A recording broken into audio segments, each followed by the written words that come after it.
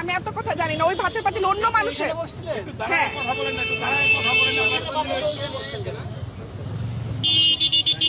আমার ভাতের পাতিল এনে দেন।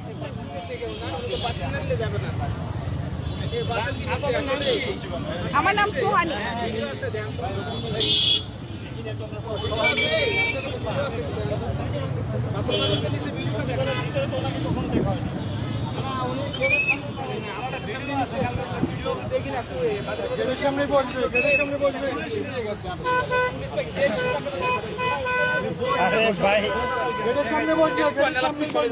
আমরা সবাই দেখবো, শুনবো, সমস্যা নাই।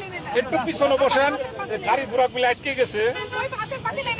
না, পাতিল পাতিল আসবে, সমস্যা নাই। একটু পিছনে বসেন, একটু পিছনে বসেন।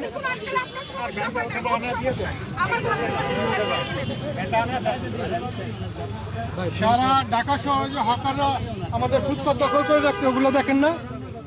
ওগুলোর প্রতিবাদ স্বরূপ আজকে আমরা এখানে আসছি।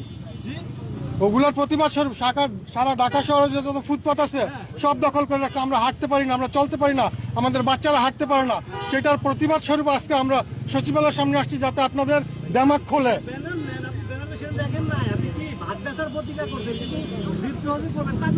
আপনারা বুঝেন না কেন যে আমরা এখানে আসছি আপনাদের যাতে দিমাগটা খোলে, আপনাদের যে দিমাগটা যাতে খোলে, সেই জন্য আমরা ওইখান থেকে এখানে আসছি।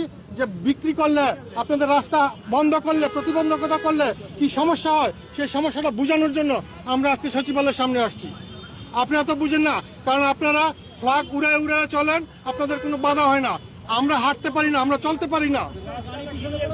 হ্যাঁ না, তাহলে আমাদের হাঁটার রাস্তা ক্লিয়ার করেন, আমাদের হাঁটার রাস্তা ফুটপাথ ক্লিয়ার করেন।